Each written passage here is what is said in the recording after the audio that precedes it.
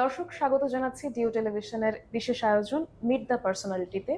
এই অনুষ্ঠানে আমরা সাধারণত বিভিন্ন সাংবাদিকদের সাথে তাদের পেশাগত দায়িত্ব এবং বিভিন্ন অভিজ্ঞতা নিয়ে কথা বলে থাকি। আজকে আমরা চলে এসেছি সময় টেলিভিশনে। আমরা আজকে কথা বলবো সময় টেলিভিশনে বিজনেস ডেস্কে দায়িত্বরত ইনচার্জ কামরুল হাসান সবুজের সাথে। কেমন আছেন? ভালো আছি, তুমি কেমন আছো? এই তো আলহামদুলিল্লাহ। আমি প্রথমে আপনার কাছে জানতে চাইবো যে সাংবাদিকতাই কেন আসলে? সাংবাদিকতা আসলে তথ্য খোঁজার জন্যই আসা। আমরা পড়াশোনা আমার ভিন্ন। আমি জুলজিতে অনার্স, ফিশারিজে মাস্টার্স করে এখানে এসেছি। ভালো লাগার জায়গাটা ছিল সিনেমা। সেখানে ডিরেক্টর হিসেবে কাজ করা কিংবা ব্যাকগ্রাউন্ডে কাজ করা, যেটা সেট ডিজাইনার সেরকমভাবে কাজ করে। তো সেই ভালো লাগার জায়গাটা আসলে খুঁজে বের করার জন্যে পরবর্তীতে সাংবাদিকতা যুক্ত হয় এবং বিজনেস সাংবাদিকতায় আসলে কাজ করা। আচ্ছা, আমার ব্যক্তিগত জানার আগ্রহ থেকে প্রশ্ন বলতে পারেন যে আসলে সাংবাদিকতার তো অনেকগুলো বিট আছে, যেমন রাজনৈতিক beat, court beat, business beat. এরকম এত বিট রেখে শুধুমাত্র বিজনেস বিটটাই কেন বেছে নেওয়া? সেখানে হচ্ছে আমার যেহেতু সাংবাদিকতার পেছনের কোনো অভিজ্ঞতা নাই এবং আমার পড়াশোনাটাও ভিন্ন, এখানে কিছুটা কর্তৃপক্ষের ডিসিশন কাজ করেছে এবং আমার ভালো লাগাটা কাজ করেছে। সাংবাদিকতার যতগুলো জায়গা আছে এর মধ্যে আসলে জীবনটাকে খুব সুন্দরভাবে বিশ্লেষণ করার জায়গাটা হচ্ছে বিজনেস জার্নালিজম, যেখানে খুব ছোট পরিসরে, এই যে বললাম যে সিনেমা বানানোর যে একটা আকাঙ্ক্ষা কাজ করতো, ইনফ্যাক্ট প্রত্যেকটা নিউজ এক একটা করে স্টোরি, একটা করে শর্ট ফিল্ম। তো সেখান থেকে জীবনটাকে বাস্তবিকভাবে বোঝার জন্য আসলে জার্নালিজমটা খুব, বিজনেস জার্নালিজম বিশেষ করে, এটা মনে হয় যে আমার কাছে এটাই মনে হচ্ছে আর কি। আচ্ছা, আপনার কি এই বিজনেস জার্নালিজমের, যখন আপনি নিজের কোনো বিশেষ প্রতিবেদন বানিয়েছেন বা বিজনেস জার্নালিজম রিলেটেড কোনো কাজ করেছেন, তো এমন কোনো মজার কি কোনো অভিজ্ঞতা আছে যেটা আপনি আমাদের কাছে জানাতে পারেন বা শেয়ার করতে পারেন? কোনো ঘটনা কি ঘটেছে এরকম? মজার ঘটনা আসলে বিজনেস রিপোর্টিং করতে গেলে মজার ঘটনা একটু কম ঘটে। এখানে আসলে পরিসংখ্যান, গ্রাফ, পরিসংখ্যান, এখানে আসলে গল্প যেহেতু কম থাকে, মানুষের জীবন বোধটা আসলে আমরা দুই প্রান্তিক মানুষ নিয়ে কাজ করি, একটা হচ্ছে খুব উচ্চ এবং আর একটা হচ্ছে খুব নিম্ন। এই দুইটা জায়গাতেই আসলে মজা থাকে না, এই দুইটা জায়গাতে আসলে বোধ থাকে। তো সেই জায়গা থেকে এরকম নেই, কিন্তু অনেক ঘটনা ঘটেছে। আমরা নিম্ন প্রান্তিক মানুষের কাছে যখন কাজ করতে গেছি তখন দেখা যাচ্ছে যে ছুঁয়ে যাওয়ার বিষয়টা, আসলে জীবনটাকে যে টেনে নিয়ে যাওয়ার বিষয়টা, সেটা আমার যে ব্যক্তি জীবন আছে সেখানের যে প্রতিকূলতা অতিক্রম করার যে চ্যালেঞ্জ মোকাবিলা করার জন্য যে টুলসগুলো বা উপায়গুলো সেখান থেকে আসলে পাওয়া যায়। এর বাইরে আসলে মজার ঘটনা আসলে বিজনেসে খুব কম থাকে। এরকম ছুঁয়ে যাওয়ার মতো কোনো ঘটনা যদি থেকে থাকে আমাদেরকে শেয়ার করার মতো একটা? হ্যাঁ, এটা বিভিন্নভাবে ছুঁয়ে যায়। যেমন আমরা লাস্ট 22 সালে, 22 কি 23 সালে একটা রিপোর্ট করা হলো, যে রিপোর্টটাতে একজন উদ্যোক্তা, যিনি তার যে কর্ম পরিকল্পনা ছিল এবং একটি প্রতিষ্ঠান ছিল, ওনার কথা হচ্ছে যে এতদিন আমার 1 লাখ কর্মী হতো, কিন্তু কোনো একটা সিচুয়েশনে পড়ে, শ্রমিক অস্থিরতার নামে হোক, যেভাবেই হোক, এটা পোশাক খাতের একটি কারখানা, সেটি বন্ধ হয়ে যায়। এবং খুব একটা ভালো একটা কমপ্লায়েন্স সেদিকের একটা কারখানা ছিল। তো উনি যখন বলছিলেন যে আসলে টাইটানিক জাহাজ যেভাবে ডুবে যায় ঠিক সেইভাবে কারখানাটা হুমড়ি খেয়ে পড়ল। আমরা প্রতিবেদন করেছি এবং পরবর্তীতে যেটা আমাদেরকে জানানো হয়েছিল, ঠিক ওভাবে আমরা রিলেট করতে চাই না, কিন্তু আমাদের জানানো হয়েছিল যে কারখানাটা আবার সচল হচ্ছে এবং এটা জার্মান সরকারের সাথে আসলে সম্পৃক্ত ছিল এই কারখানাটা। ব্যাংক ঋণের যে বোঝা চেপে গেছিল সেটি ব্যাংক আবার তাদের পাশে দাঁড়িয়েছে এবং কর্মমুখর হয়েছে। এই যে এগুলো হচ্ছে আমাদের ভালো লাগার জায়গাগুলো আছে। ঠিক একইভাবে আমাদের যে দায়িত্ববোধ, জাতীয়তা বা পর্যায়ের যে দায়িত্ববোধ আছে, সেই দায়িত্ববোধের ক্ষেত্রে যে দ্য গার্ডিয়ান, এটা নিউজ করেছিল গার্মেন্টস সেক্টর নিয়ে, আমাদের গার্মেন্টস সেক্টর নিয়ে। ঠিক ওইটা নিয়ে আমরা আবার ইনভেস্টিগেশন করেছিলাম যে আমাদের সেক্টরটাকে যেভাবে তুলে ধরা হলো বাস্তবতা কি আসলে সেভাবে মিলে কিনা। তো ওই দায়িত্ব বোধের জায়গা থেকেও কিন্তু আমরা কাজ করেছি এবং সেখানেও কিন্তু ভালো লাগার বিষয় আছে। আমরা যখন কর্মীদের সাথে কথা বলেছি, আসলে কর্মীরা কোনোভাবেই ওখানে যেমন বলা হচ্ছিল আসলে বাংলাদেশের যে গার্মেন্টস ওয়ার্কাররা তাদের স্যালারি এতটাই কম যে তাদেরকে জীবিকা নির্বাহ করতে একটা বড় অংশ কিংবা সামান্যতম অংশ হলেও তাদেরকে সেক্স ওয়ার্কার হিসেবে কাজ করতে হয়। তো এটি আসলে শ্রমিকরা যেভাবে প্রত্যাখ্যান করলেন এবং যুক্তি তর্ক দিয়ে বুঝিয়ে দিলেন যে এটা আসলে কিভাবে একজন গার্মেন্টস ওয়ার্কারের পক্ষে সম্ভব না। তো তাদের সেই বিশ্লেষণও কিন্তু আমাদেরকে জীবনমুখী ভাবনার ক্ষেত্রে সহযোগিতা করে এবং আমরাও তাদের সেই মানে নিজের যে দায়িত্ববোধের জায়গা থেকে আমাদের যে দায়িত্ববোধ জাতীয় পর্যায়ে সেগুলোর কিন্তু প্রতিফলন ঘটানোর সুযোগ আছে। ধন্যবাদ।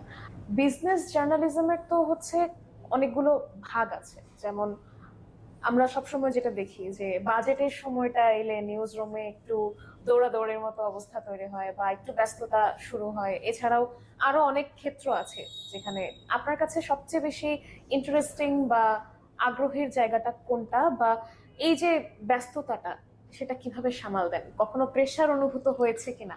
আচ্ছা, এই প্রেশারটা আসলে তখন আসে যখন ভালো লাগাটা কমে যায়। তো আমরা যেহেতু যারা সাংবাদিকতা করি এটা আসলে ভালো লাগা থেকেই করি, যার জন্য প্রেশারটা আসলে সেভাবে অনুভব করা যায় না, কিন্তু কাজের যে ফ্লো সেটা বেড়ে যায়। আর সাংবাদিকতার বিজনেস সাংবাদিকতার অনেকগুলো সেক্টর বা অনেকগুলো ভাগে ভাগ করার সুযোগ থাকলে আসলে সব ভাগই আসলে একই কাজ। একটু আলাদাভাবে ভাবতে পারা, আলাদাভাবে লিখতে পারা এবং সেটি যেন খুব অপ্রাসঙ্গিক না হয়ে যায় সেটি। এবং ভালো লাগার জায়গা যেটি আছে, যেটা এখন বর্তমানে বলা হয় বিজনেস জার্নালিজম আসলে ডেটা সেন্ট্রিক হতে হবে, পরিসংখ্যান বেজ হতে হবে। এখানে আমি একটা বলে দিলাম মনে করলাম এভাবে হবে না। তো ডেটা নিয়ে কাজ করতে খুব ভালো লাগে এবং ইনফ্যাক্ট আমার মনে হয় যে কিছুদিন পরে আমি যদি ডেটা দিয়ে খুব সহজ করে বোঝাতে না পারি তাহলে বিজনেস জার্নালিজম আসলে হবে না। আমার একটি রিপোর্ট করেছিলাম এই যে ওএমএস এর যে ট্রাক সেল, সেখানে আমরা দেখানোর চেষ্টা করেছিলাম যে পরিমাণ খাদ্য বিতরণ করা হয়, একজন মানুষের যে পরিমাণ খাবার দৈনিক লাগে তাতে কি পরিমাণ অপচয় করা হচ্ছে। সেখানে বোধহয় আমাদের ফাইন্ডিংস আমি ভুলে গেছি বেশ, যতটুকু মনে পড়ে সেটি সম্ভবত 90 লাখের কম মানুষের কাছে বিক্রি করা হয়, 80 কি 82 লাখ মানুষের কাছে প্রতি মাসে সারা দেশে বিক্রি করা হয়। যে পরিমাণ খাবার আসলে বিক্রি করা হয় বা চাল বিক্রি করা হয়, আটা বিক্রি করা হয়, সেটি দিয়ে 12 কোটি মানুষের কাছে পৌঁছায় দেওয়া সম্ভব। তার যে ন্যূনতম চাহিদা বিবিএস এর পরিসংখ্যান অনুযায়ী বা সেই চাহিদাটা আসলে মেটানো সম্ভব 12 কোটি মানুষের, সেখানে আমরা মেটাচ্ছি মাত্র 82 কি 83 লাখ মানুষের চাহিদা।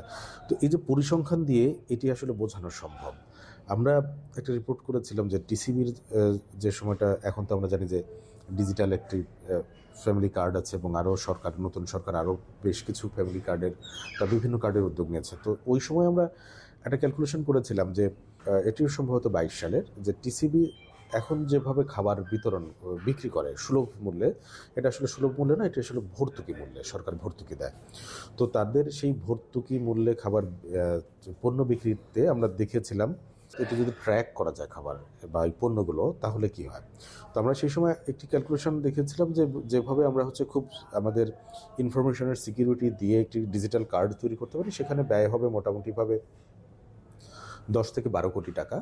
এবং এই 10 থেকে 12 কোটি টাকা যদি ব্যয় করা হয়, সেটি কিন্তু আমরা স্যাম্পল নিয়েছিলাম। আমরা নারায়ণগঞ্জ তখন এটি চলে, ঢাকা উত্তরে এটি চলে, বরিশালে এই ডিজিটালি চলে। সেখান থেকে আমরা স্যাম্পল নিয়ে দেখাতে পেরেছিলাম ডেটা অ্যানালাইসিস করে যে এই কার্ডটার ডিজিটাল করার পেছনে যদি 10 থেকে 12 কোটি টাকা যদি একবার ব্যয় করা হয় এবং এটি মেনটেন্যান্স করার জন্য হয়তো বা রেগুলার কিছু লাগবে খুব যৎসামান্য, তাহলে বছরে শুধুমাত্র সরকার টিসিবির পণ্য বিক্রিতে যে টাকা ভর্তুকি দেয় সেই ভর্তুকির অপচয় বাবদ 600 কোটি টাকার বেশি সেভ করা সম্ভব। Huge number. এটি কিন্তু ডেটা ছাড়া আমি যদি গল্প করে বোঝাতাম যে এটি আসলে ইনি বলছেন তিনি বলছেন দাবি করছেন, তাহলে কিন্তু এটা গ্রহণযোগ্যতা পেত না। এবং আলটিমেট এখানেও আমি যতটুকু জানি যে এই টিসিবির কার্ড ডিজিটাল করার ক্ষেত্রে এই ডেটা অ্যানালাইসিসটা বেশ বড় একটা ভূমিকা রাখছে। আচ্ছা, সেক্ষেত্রে আপনি বোঝাতে চাচ্ছেন যে বিজনেস বিজনেস জার্নালিজমটা জার্নালিজম মূলত করতে গেলে আসলে সংখ্যা দিয়ে রিসার্চ করতে হবে, এবং সংখ্যার উপর সংখ্যা নির্ভর দিয়ে করে। করতে হবে। সংখ্যাটাকে যতভাবে ভাঙা যাবে, সংখ্যাটাকে যত রকমভাবে উপযোগিতায় নিয়ে আসা যায়। আমরা যেটি আসলে এই ডেটা অ্যানালাইসিস নিয়ে আমাদের আসলে সাংবাদিকতার এখনো আমরা খুব প্রাইমারি পর্যায়ে আছি বলা যায়, কারণ খুব বেশি দেখা যায় না। এবং এখানে আসলে আমরা যে পারমুটেশন কম্বিনেশন যে অঙ্ক করে এসেছি আসলে, যে একটা জিনিসে কত রকমভাবে সাজানো যায়, সবচেয়ে উপযোগী হয় কোনটা, সেটিকে আসলে অ্যাড্রেস করা উচিত। যেখানে আমাদের স্বার্থ সংশ্লিষ্ট বিষয় থাকবে, যেখানে আমাদের ঝুঁকি নিরূপণ করার সুযোগ থাকবে, সব কিছু মিলে, যার জন্য বাজেট বলি কিংবা দৈনিক বাজারের হিসাব বলি, সব কিছুকেই আসলে আমাদের ডেটা দিয়ে অ্যাড্রেস করাটা বিজনেস জার্নালিজমের এই মুহূর্তের একটা বড় একটি চ্যালেঞ্জ যেমন বলা যায়, এবং খুব সহজভাবে বুঝিয়ে দেওয়ার একটা উপায়ও বলা যায়। নতুন যারা বিজনেস সাংবাদিকতায় আসতে চায় তাদের জন্য আপনার কি কোনো পরামর্শ আছে? আসলে এটা পরামর্শ না, এটি আসলে আমরা এমন একটা পেশায় কাজ করি যেটি আসলে মানে বিশেষ করে ইলেকট্রনিক্স মিডিয়া, এটা তো ইরেজ মিডিয়া, এটি গতকালকে কি হয়েছে সেটি আজকে কোনোভাবেই টানে না, রেফারেন্স হিসেবে ব্যবহার করা যেতে পারে, কিন্তু গতকালকে আমি ভালো করেছি এটি আজকে আমাকে কোনো বেনিফিট দেয় না। প্রিন্ট বা অনলাইন যে ভার্সনই বলি, সেই সব ভার্সনে যে এটির যে খুব বেশি দাম আছে আমার মনে হয় না। যার জন্য নতুন আইডিয়া বলি কিংবা নতুনভাবে নিজেকে উপস্থাপন করার জন্য বলি, সেটা হচ্ছে একটু পড়াশোনা করতে পারলে ভালো হয়। এটি আসলে শুধু এই সাংবাদিকতা বা বিজনেস সাংবাদিকতার ক্ষেত্রে প্রযোজ্য না, এটি আসলে সব ক্ষেত্রে প্রযোজ্য। কারণ বদলে যাচ্ছে আসলে সব কিছু, সেই বদলে যাওয়াটার সাথে নিজেকে খাপ খাওয়ানো, নিজের ভাব ভঙ্গি প্রকাশটা যদি সেই বদলে যাওয়াটার সাথে সামঞ্জস্যপূর্ণ না হয়, তাহলে আমি পিছিয়ে যাব। আর পিছিয়ে যাওয়া মানুষকে আসলে কেই বা সঙ্গে রাখতে চায়। একদমই তাই। আপনাকে অসংখ্য ধন্যবাদ আপনার মূল্যবান সময় আমাদেরকে দেওয়ার জন্য। ধন্যবাদ নিবিড়। দর্শক, আমরা এতক্ষণ শুনছিলাম কামরুল হাসান সবুজের কাছ থেকে তার নিজস্ব অভিজ্ঞতাগুলো, তার মতামতগুলো। আমরা প্রতিবারই চেষ্টা করি কোনো পেশাদার ব্যক্তিত্বকে আপনাদের সামনে পরিচয় করে দেওয়ার জন্য। তো আজকে এই পর্যন্তই ছিল আমাদের কাছে। এরপর আবারও দেখা হবে হয়তো নতুন কোনো ব্যক্তিত্বকে সঙ্গে নিয়ে। সেই পর্যন্ত আমাদের সাথেই থাকুন এবং দেখতে থাকুন ডিউ টেলিভিশন।